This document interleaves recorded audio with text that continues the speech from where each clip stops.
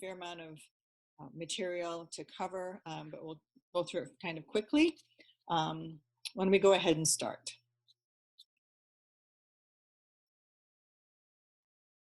Okay, again, welcome.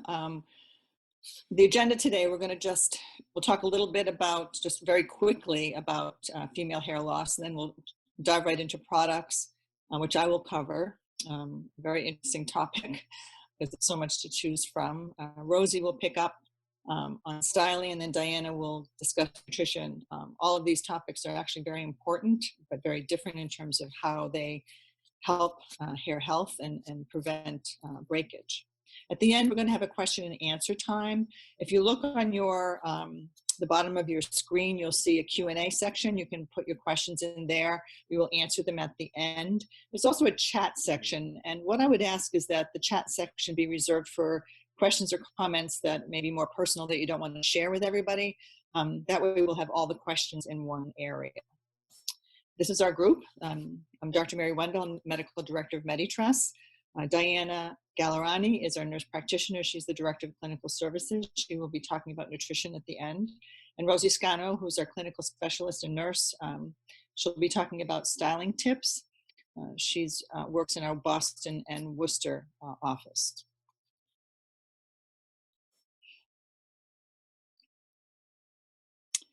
Just a quick update. Things seem to be changing on a daily basis. The Boston office, the Wellesley office, we are very hopeful that we will be able to open up next week after the governor speaks on Monday. We're very confident that whatever guidelines he presents, that we will meet them and actually exceed the safety questions that he will address. New York, if you're calling in from New York, it's a little bit hazier for us. A lot of the state has opened up, but clearly Westchester not one part of it. So we will wait and see what Governor Cuomo has to say moving forward. In terms of the Wellesley Boston office, again, we're hoping for next week. If things change, we will certainly contact you and we'll be sending out updates. Important for everybody to know that we will still be doing consults and follow-ups online. This video consults has been very successful. Unfortunately, we are backed up with doing treatments. We need to catch up our patients who have had to put those on hold. So we will prioritize those patients who have time-sensitive OPCs and PRP treatments. The rest of the appointments, the follow-ups and videos, consults will continue through the month of May in a video method. Also, anybody who has a video follow-up or consult, we will also have you come in when we finally open up completely. As always, we're always able to ship any products out to anybody, and we're there for questions anytime. You can email us. Quickly, female hair loss. This is our specialty.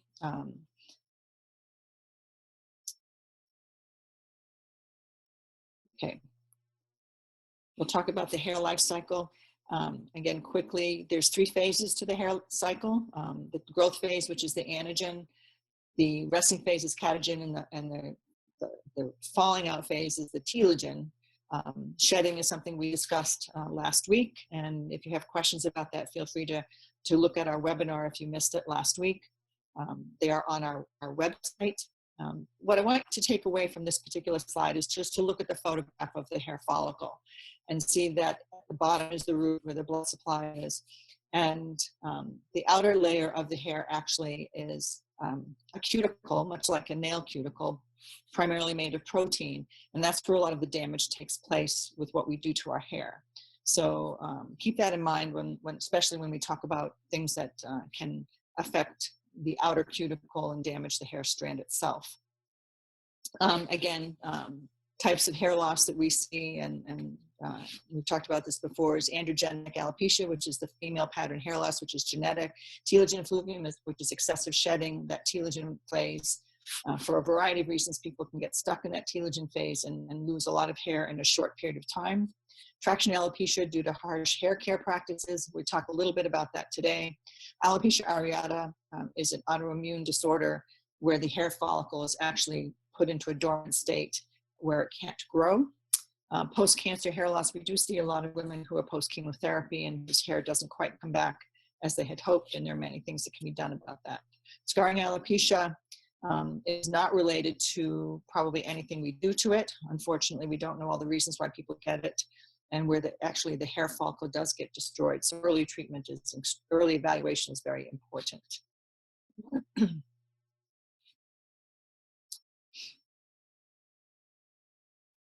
Again, quickly, when we evaluate anybody for hair loss, we do a complete medical history, a complete hair loss history.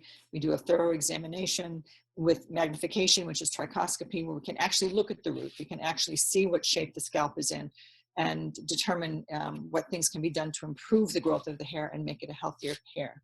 And again, treatment plan can vary significantly depending on the actual cause of your hair loss. So we don't recommend treatment unless we fully evaluated you. Okay, let's jump right into hair care products. This is a very interesting topic. I was feeling a little claustrophobic yesterday, so I decided to go take a walk to CVS, and I wandered through the hair care aisle and was just, again, amazed with the hundreds of products that we can choose from. It can be overwhelming, and even for myself, who is a hair care expert, I just stood there and shook my head. It's amazing to know that the shampoo and conditioner industry, those products, are a $25 billion industry annually in the United States. There's so much out there. It is so confusing. And that's one of the things that we're going to talk about today. Someone named Dr.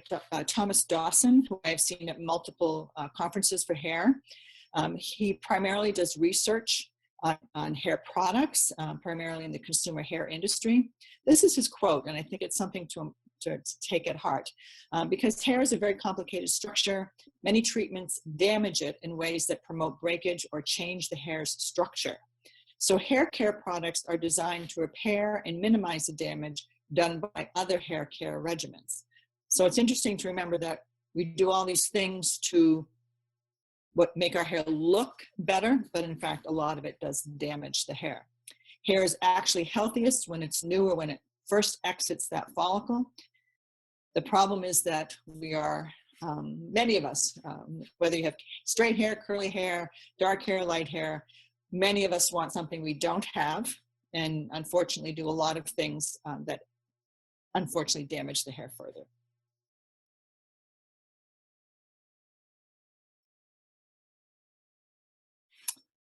Okay, there we go. Shampoos, all right. Again, I get a lot of this information from Dr. Dawson, and I think he's one of the most knowledgeable people out there on cosmetic hair products. And his understanding, and this is based on a lot of research, is any rinse-off product, particularly shampoos, have very limited ability to leave anything behind. So shampoos really can only clean. They cannot really repair very much.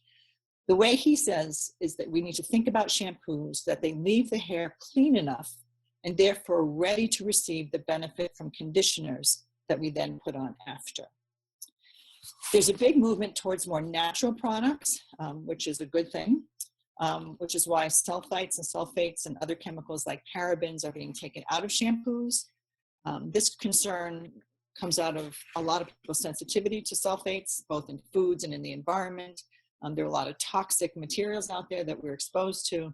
And the truth is that sulfates don't really significantly damage hair. What they do is they act as a surfactant so that you can get a lather so that the dirt and oils can then be adequately removed. Because of that, a lot of people end up using extra amounts of those products that are free of sulfates.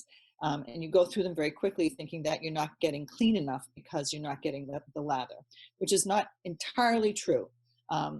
Unfortunately, what I have seen in our practice is when I do the trichoscopy and I look closely at the scalp of so many women who tend to only use the sulfate-free products, they tend to have some debris around the hair follicle because, again, it's those surfactants that pull the dirt away from the scalp and away from the follicle. You can get reasonably clean hair, but it's not quite as clean at the level of the follicle while using sulfite-free products. Again, that's okay. And again, because people who are very sensitive and have very sensitive skin and are sensitive to sulfates should definitely consider avoiding them. But you have to understand you're not going to get that foamy product that you do with the shampoos that actually have the sulfates in them. I'm oftentimes asked, how often is it safe to shampoo? And this is extremely variable from person to person. It is important to remember that shampoos do remove oils along with dirt, so that over shampooing does dry out hair. And also, as women get older, less oil is produced and the scalp skin dries out as well. So we do encourage women to try to space out their shampoo days as much as possible, as long as the hair and the scalp stay clean, but not to overdo.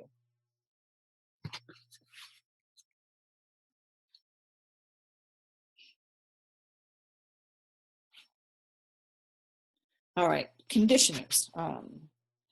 Rinse-off conditioners also have less ability to repair damage than the leave-in conditioners, but they do still have some benefit and should be used, I believe, on a regular basis.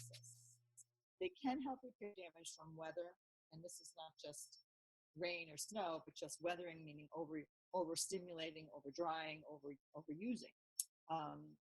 The sun itself can damage the hair, chemicals, heat. So you want to look for conditioners that have oils that can add back that moisture to the hair. There are a lot of different oils in a lot of different products, but we often see things like argan oil, avocado, coconut, which are just a few that we see. And they do help offset the dryness and help keep the hair very shiny. Adding protein to the strand can create some strengthening, and there are some conditioners that have some protein in it, which is a good thing. Again, some of that will get rinsed off. The leave-in conditioners tend to do a better job of creating that strengthening. And in terms of conditioners, you also want to look for products that make it easier to comb through the hair and detangle in order to minimize damage.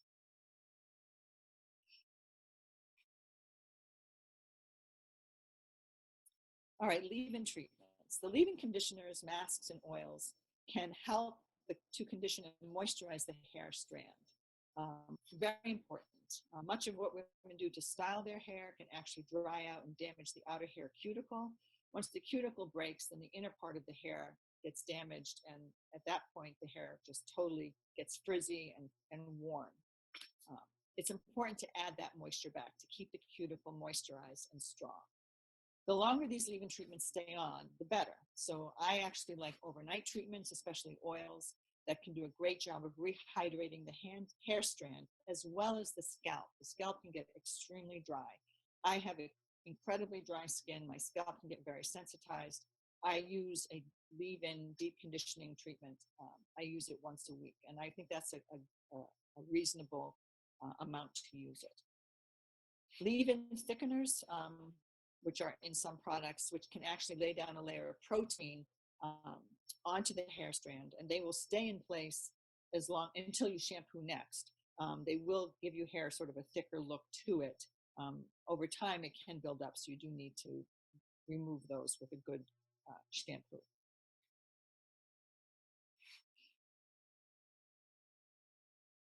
Okay, so as I said, you want to remove some of that stuff. If you're concerned about product buildup, like styling mousse, hairspray, leave-in thickeners, I know it can, over several days, your hair starts to feel just sticky and it feels, actually in my case, it actually feels dirty. You want to periodically rinse your hair and your scalp. One suggestion, some women use diluted apple cider vinegar, which helps break up the residue, helps break up what's deposited on the hair, and can clean the hair follicles, which can get clogged. If this doesn't appeal to you, there is Neutrogena. It does have an anti-residue shampoo, which also works well to remove some of this buildup that occurs both on the scalp, around the follicle, and on the hair strand itself.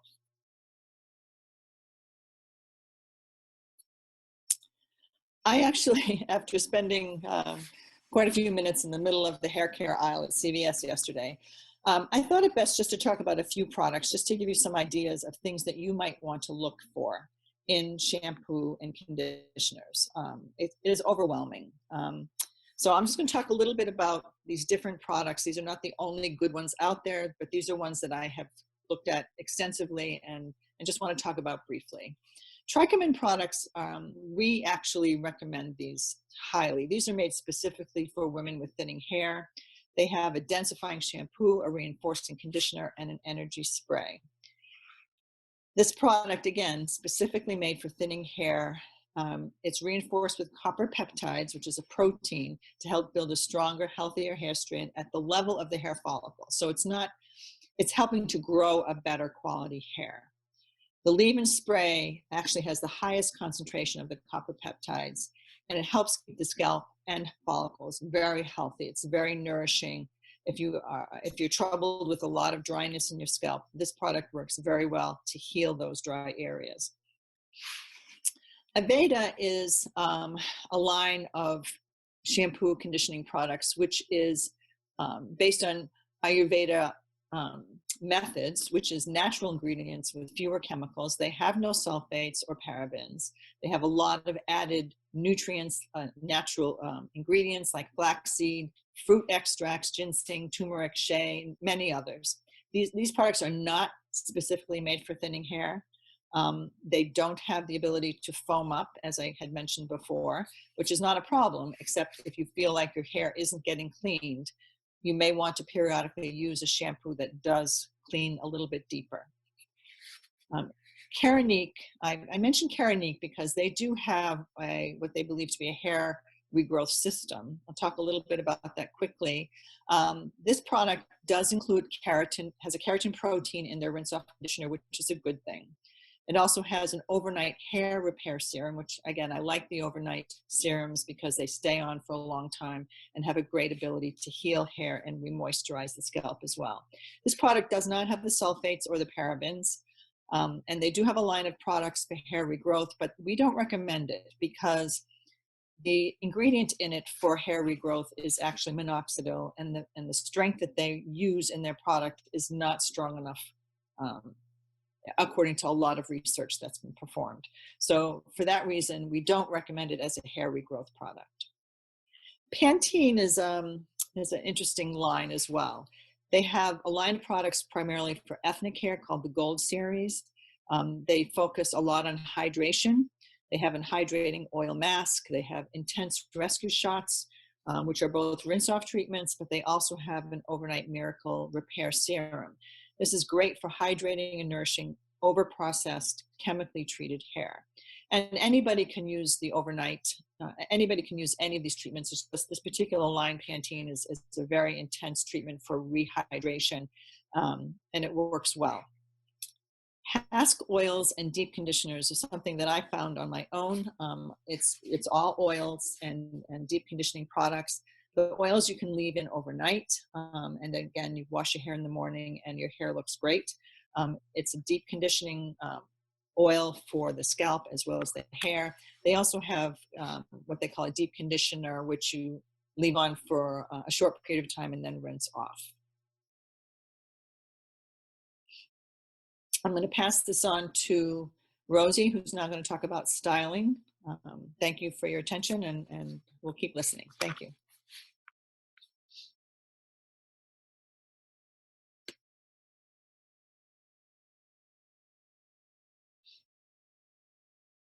Uh-oh.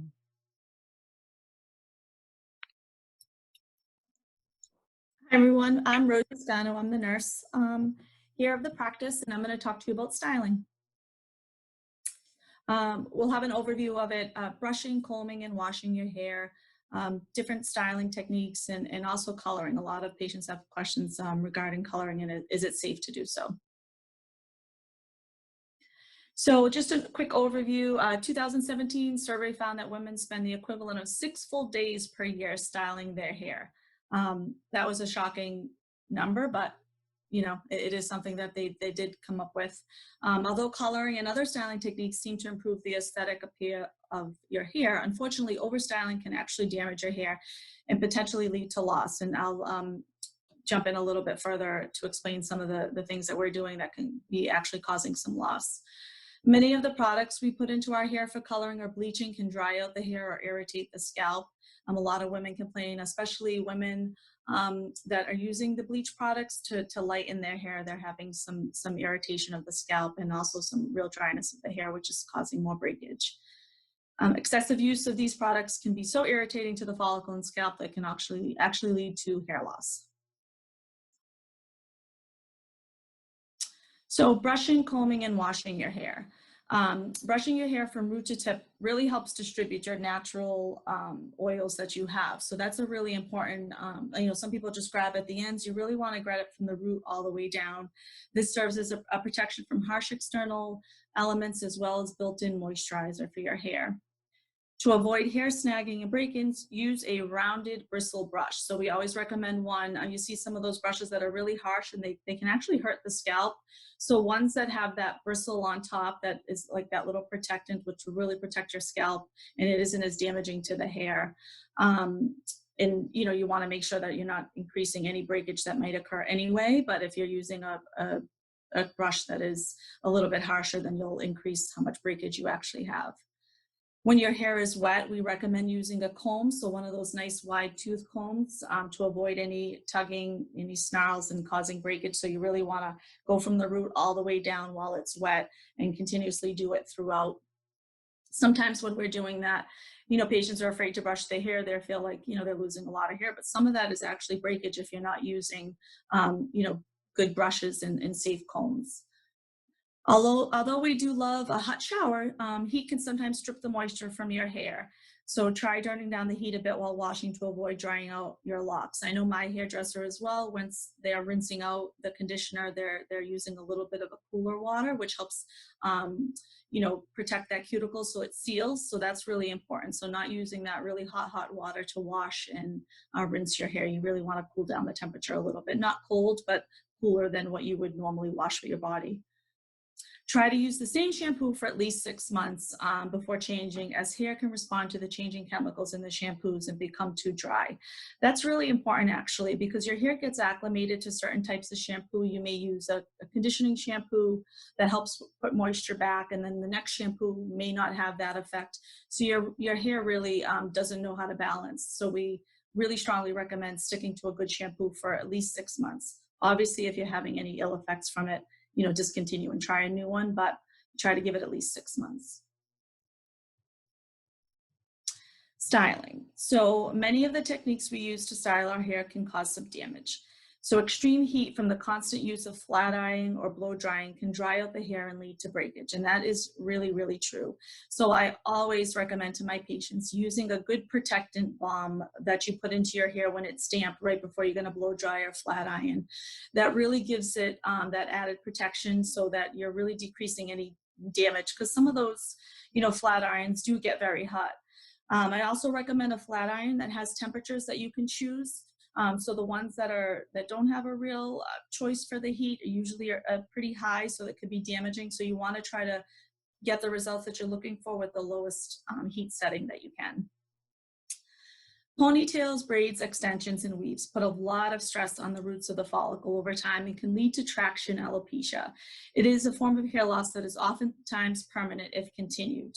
So a lot of times the ponytails, those tight ponytails, you'll see it with gymnasts and dancers. Over time, that continuous pull is really putting a lot of stress on that hair, which actually causes that follicle to stop producing a hair. It really damages that area. So then you'll start to see, a lot of women with their hairline tends to recede. Same thing with braids, cornrows, those kinds. It's way too much tension on the hair that's constantly being pulled. We strongly discourage the use of any extensions that are left in for an extended period of time.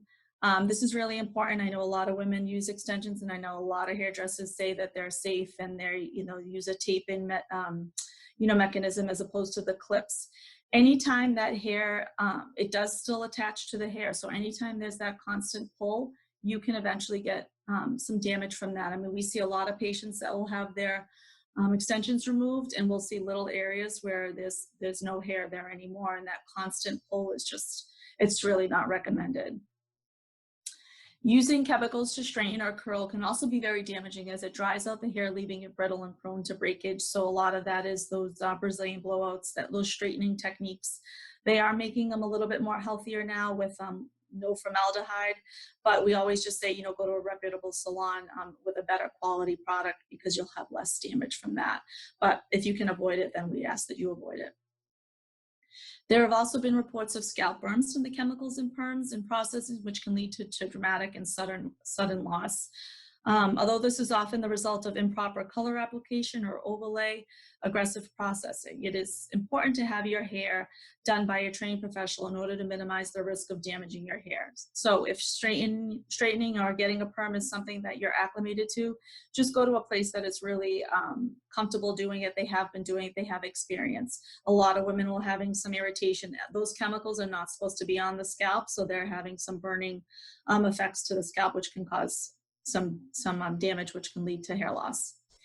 Ask your stylist about the different product options they offer and which options are most follicle friendly. And that is your right as a customer to ask them what kind of products they're using. That is really important. You need to be your own advocate. Trimming your hair every 6 to 8 weeks does promote strong, healthy locks that are free of brittle and split ends. That's really important. I know now we're at a time where we're not getting that as frequent as we'd like to, but once everything starts to become back to normal, definitely get into doing that every 6 to 8 weeks. Coloring your hair. So a lot of patients ask, they're afraid to color their hair. It is safe to do so. We just ask that you're using colors that are a little more high end that you'll see at the salons. So there is no evidence that coloring our hair causes the hair loss. That's not the cause and the root of why our hair is, why we're losing our hair. Having said that, we have seen some women who have processed their hair excessively over a short period of time and have experienced severe shedding or damage to their hair. And again, that is those bleaching techniques. Someone with my color, very dark hair, if I tried to lighten it, that would cause a lot of damage and a lot of drying to my hair. So it's really not recommended. It is really permanent, and usually with care and styling, fewer chemicals, the hair can recover. It does take some time. So, to avoid the risk, we ask that you avoid doing some of those harsh treatments. We have seen very severe loss from bleaching and stripping of color, but invariably there is recovery. So again, if you can avoid doing that, you'll avoid having something like that occur. If the scalp is severely burned from chemicals resulting in blistering, there can be permanent scarring. It is extremely rare, but it has happened. So like the bleach effect, if that bleach does get on the scalp and it's left there, that will burn. And sometimes that can really cause, a scarring effect, and that hair won't grow back. If you are coloring your hair, use products that contain no peroxide and as little ammonia as possible, as both chemicals can be damaging to hair. Again, hair coloring itself is not causing the hair loss, but when you have, any miniaturized hairs or baby fine hairs or hairs that are really weakened, we don't want to, give it any more damage. We don't want to cause any more damage to those already fragile hairs. So, to having a conversation with your stylist is very common, and it's okay. Just say, hey, are you using products that are safer for my hair? Low ammonia, no ammonia. A lot more companies are making these products readily available. It's always best to have a trained professional apply the coloring to your hair to ensure that the product is administered safely. Again, should be on the hair, not on the scalp. And now I'm going to pass it off to Diana. Thank you. If you have any questions, feel free to open those up in that Q&A. Hi,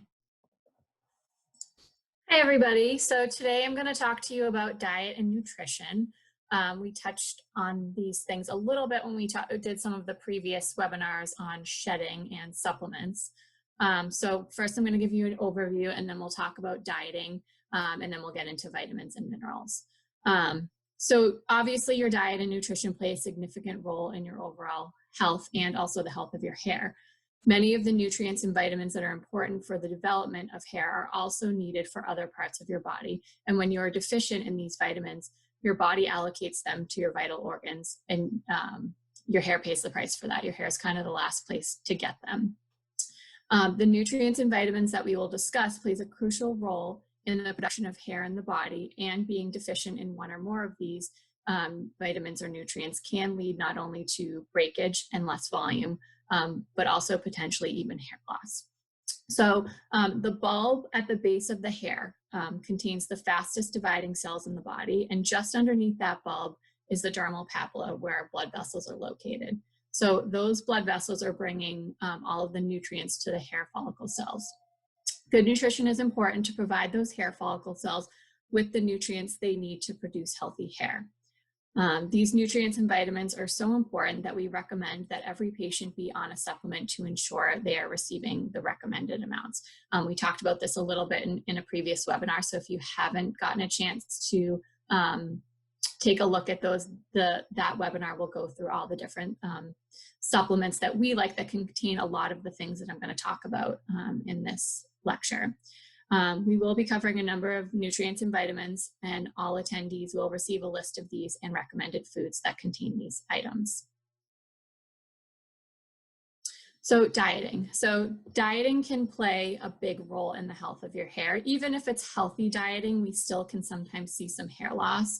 Rapid and extreme weight loss, like crash diets, are kind of the biggest culprits of this.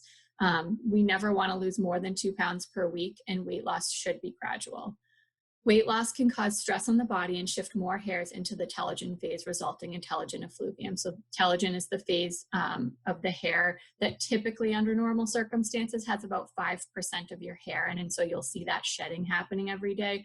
When you are dieting, it can really push more of those hairs that shouldn't necessarily be in that phase through, and that will equate to more shedding. Dieting and weight loss can also result in less vitamins, minerals, and protein being taken in, and that in and of itself can cause hair loss. Diets such as keto cause stress on the body by drastically changing the way your body metabolizes food from energy. So you go to from metabolizing carbohydrates as your energy source to fat, and it's a huge adjustment for your body. This is actually very common that we get people that come in reporting, telogen effluvium or drastic shedding, and oftentimes when we do a history, we find out that in the somewhat recent past, they were doing the keto diet. And the shedding from the keto diet or any other diet can present right away, or can also present 2 to 4 months down the road. So it's something that, when somebody presents with shedding, we often have to do a look at everything that has been happening in their life.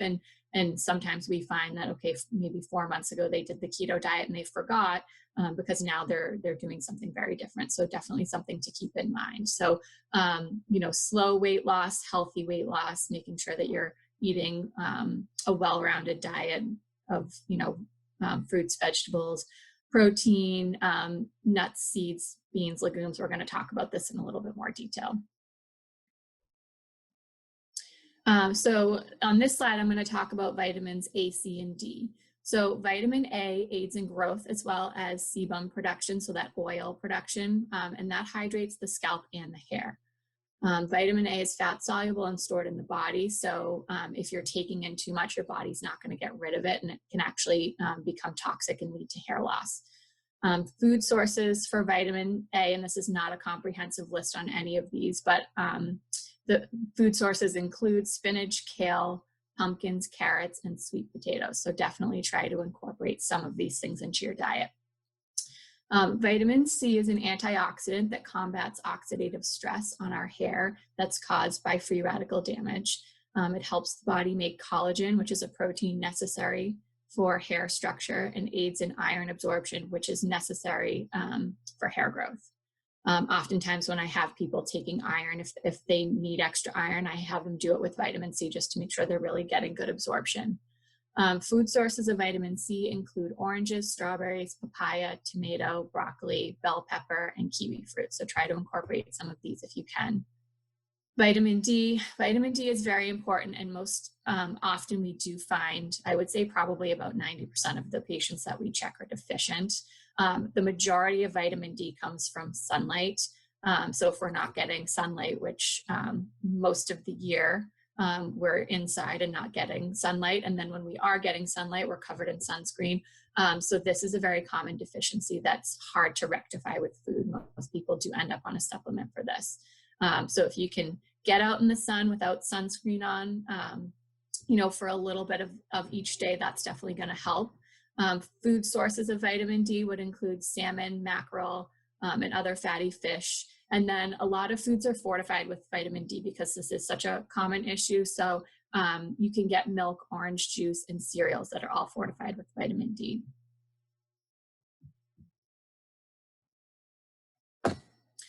B vitamins. So you'll find that B vitamins are very important for hair and are in a lot of those different hair loss supplements that you will see at CVS, Target, places like that. There are a lot of different B vitamins. So vitamin B3 is niacin. So this niacin improves blood circulation, bringing blood and nutrients to the hair follicle. The result is faster and thicker hair growth. Food sources of B3 include liver, chicken, especially in the chicken breast, tuna, turkey, salmon, anchovies, pork, and ground beef. Vitamin B6 or peroxidine plays a role in cell metabolism, helping to incorporate an amino acid known as cysteine into the hair building process. Research has shown that B6 can not only help to prevent alopecia, but can aid in the formation of new hairs. Food sources of B6 include spinach, potatoes, watermelon, chickpeas, kale, and whole grains. So B7 is probably the B vitamin that most of us are the most familiar with, and that's biotin. And biotin is a mineral that helps to boost hair growth. So a lot of people come in to see us and they're already taking biotin, and people kind of think that biotin is the be all and end all of hair combating the hair loss issue. I'm not sure where this all got started, but in most cases, what you're going to see is that biotin is actually helping your hair to grow longer, nails as well, but not necessarily making a huge impact on thinning and that type of thing. So really, when you're looking at vitamins, you want to be comprehensive. There's a lot of things that we've talked about already. There's a lot of things that I'm going to talk about in the next few slides, but it's not just one thing that's going to make a big impact. Food sources of biotin, if you decide to get that from your food sources versus taking a supplement, would be eggs, meat, fish, nuts and seeds, sweet potatoes, spinach, and broccoli. Another common B vitamin, vitamin B9, which is folate or folic acid. It's responsible for healthy cell growth, therefore can aid in new hair growth. Studies have shown that deficiency can cause androgenic alopecia and telogen effluvium, so both thinning and shedding. Food sources include spinach, asparagus, broccoli, citrus fruits, beans, peas, lentils, and avocados. Just a note here that folic acid is the synthetic form of folate. So when you're getting a vitamin, you're going to see it listed as folic acid. But when you're looking for nutrition information on food, you're going to see it listed as folate. Vitamin B12, also another common B vitamin that we hear about for hair. It helps your body make red blood cells, which deliver oxygen to every cell in your body, including your hair follicle cells. We often find that patients that are vegetarians or vegans are lacking this vitamin because it does come only from animal sources. So definitely, if you are vegan or vegetarian, or you don't take in a lot of these types of food sources, definitely something to consider supplementing. So omega-3 fatty acids, they have anti-inflammatory properties, which can help to open the hair follicle, promoting healthy hair growth. Also great for other aspects of health as well. Food sources include fatty fish such as salmon, tuna, cod, and shrimp, flaxseed oil, and walnuts and almonds. L-lysine is an essential amino acid that is present in the hair's root and is what gives the hair its volume and shape. Food sources of L-lysine include meats, beans, eggs, lentils, spirulina, and nuts.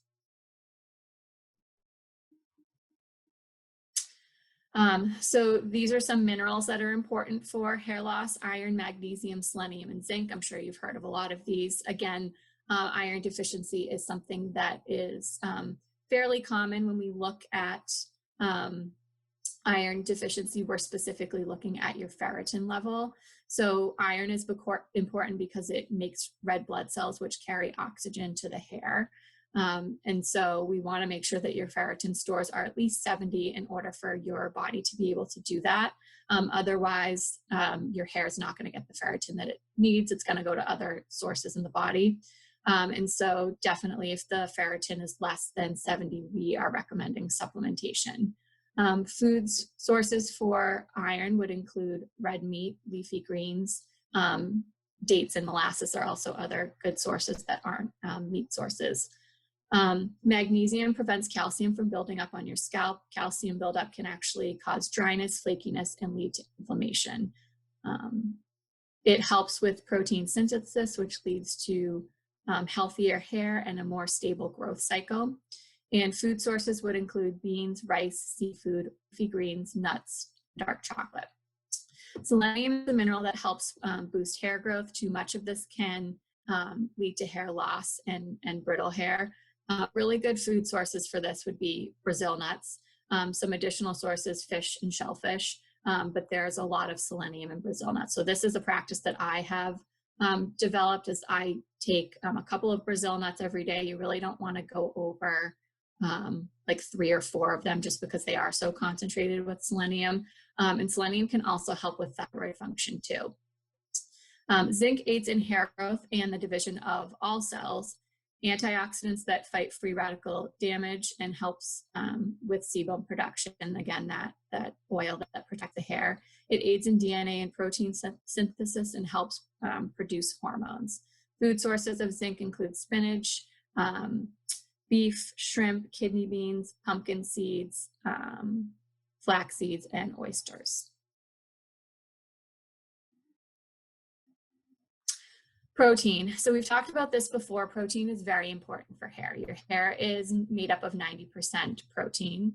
And so we need to make sure that we're taking in enough protein to support not only all of our body's functions, but our hair as well. When you're not eating enough protein, your body is going to take that and send it to other areas that are more essential, like brain function, for example. This results in cracks in the hair, leading to dull and brittle hair. It can even change the texture of your hair, causing curly hair to become frizzy and straight hair to become limp and difficult to style. Protein intake recommendations do vary from person to person and activity level.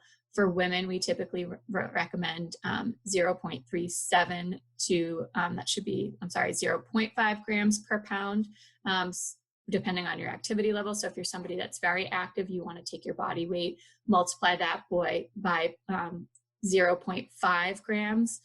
If you're less active, 0.37, and then, somewhere in between if you're moderately active. Food sources, really good food sources would be Greek yogurt. Animal sources tend to be higher in protein, so chicken, beef, that kind of thing. Quinoa is another good source, eggs, peanut butter, broccoli. We talk about Greek yogurt a lot because it's a nice way to really get in, first like a snack, depending on the source, maybe 15 to 20 grams of protein. So that's a really good way to get some extra protein if you're, if you're not taking in animal sources or for whatever reason, you're just, not eating a lot of protein throughout the day. So that's the end of the lecture for today. It looks like there are a couple of questions that have come in. If anybody else has questions, you can send them to the Q&A and we will address those. Diana, can I just make a quick comment about protein? I actually am a vegetarian. I do eat fish once in a while, but when I changed my diet, I knew how important protein was for a lot of reasons, not just my hair. So in the beginning, for the first week or so, I actually kept track of the protein that I was taking in. And you really can get a lot of protein from non-meat sources. You just have to think about it a little bit and do a little bit of research. But I was pleased to find that I met or exceeded my protein requirements without having to eat meat. And I think if you do have a vegetarian or a vegan diet, it takes a little bit more forethought and planning, but it easily can be done. And then it becomes part of your routine and you don't even have to think about it. So protein is extremely important. I think that when we see people who have protein deficient diets, their hair is very limp and it's almost, you can tell when they walk through the door that they're not eating properly. So again, very important. But if you're eating limited meats, just keep track of it for a day. There are a lot of apps on your phone. You can monitor exactly what you're taking in, and it's not that difficult to do. The first question, can all the recommended products be used on keratin treated hair? Not all keratin treatments are the same, but I can't imagine why you couldn't. You know, if you're just looking for strengthening treatments, the keratin does put that coat on the hair. Done properly, it's a good treatment. If you have it done by somebody who's not as experienced, you can actually damage the hair, but I don't see any reason why you still couldn't use a lot of the other treatments that are available that we mentioned. Diana, any added? The only thing, so the Trichomen products are free of harsh sulfates, but they do have some sulfates in them. So I don't know, I would be a little nervous about that with keratin, just because they say with keratin, no sulfates, because it can strip the keratin. So I would be careful with that one. I know offhand that question has come up before. Okay. Somebody else said, shampoo is getting wonderful reviews, especially for people avoiding chemicals with sensitivities. Do you feel this is a good shampoo conditioner? Scene shampoo, is that the name of it? I'm not familiar. But honestly, I would tell you that you can get good cleaning products without the chemicals, without the sulfates, because of sensitivities that a lot of people have. You just need to understand you're not going to get that big foamy lather that you get. And it doesn't mean you can't clean it. It just means it gets cleaned a little bit differently. And again, if you feel that using one of the non-sulfate shampoos, you're not getting the cleaning that you need, maybe once in a while you could use a different shampoo. And again, I've seen on the scalp where there can be a little bit of buildup of oil without those with those shampoos, but most people do fine with them. I don't think there's any reason to avoid the shampoos that are made for people with sensitivities.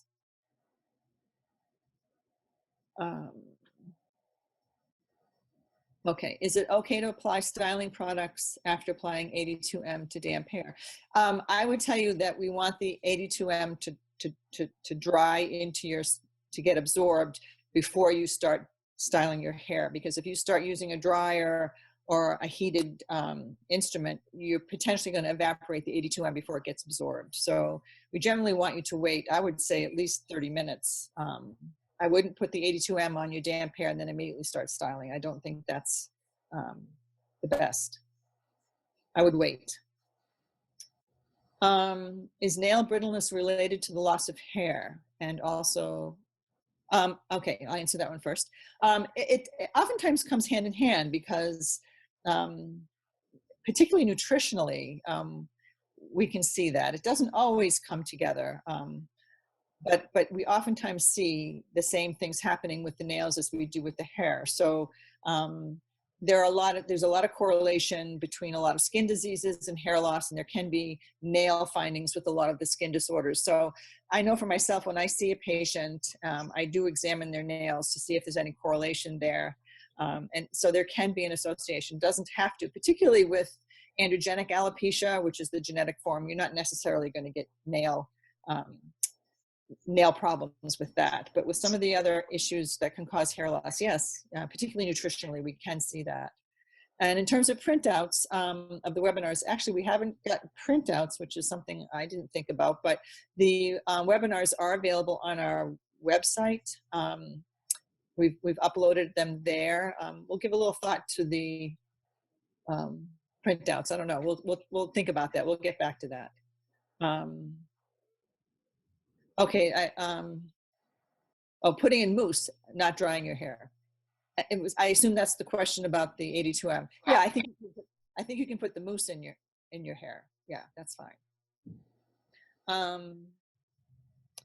Somebody asked, they have scarring alopecia. Is there any shampoo would be beneficial to the scalp or hair specifically? I will tell you, I have never read anything on that, but just sort of off the top of my head, when we realize that scarring alopecia is a scalp problem, it's a hair follicle problem, I think you really do want to use shampoos that are very gentle to the scalp, that are non-irritating, that just provide a safe, clean environment as much as possible. I think avoiding chemicals and additives in that particular instance is probably worth considering. Diane, do you have anything to add to that? No, I'm not aware of anything that can, in terms of shampoo, that can help. It's more important, obviously, the topical steroid that we're going to give you that will be applied directly to the scalp. But I'm not aware of anything in terms of shampoo. Okay, yeah, I agree. But I still think doing something very gentle to the scalp would be the way to go, because the scalp is really where the disease is. So that would be my recommendation. The last question, I'm a dark blonde who has not had my hair highlighted in years, but would like to. Do you have hairstylist salons you recommend? When going to a salon, I should ask for no peroxide and little to no ammonia. Any other keywords I need to use to avoid harmful products? We do have some recommendations in the Boston Wellesley area. So if you could let us know where you live and contact us with a question, we can get back to you on that. In terms of going what to say, definitely you want to say no peroxide and little to no ammonia. There are ammonia-free colors that you can ask for, and there certainly are no peroxide methods to lightening your hair. So those are the two big words you want to talk about, and have a conversation. Just say you're concerned about the chemicals being added to your hair. Can they make some recommendations to avoid that? And any good salon will have some recommendations for you. But those are the two big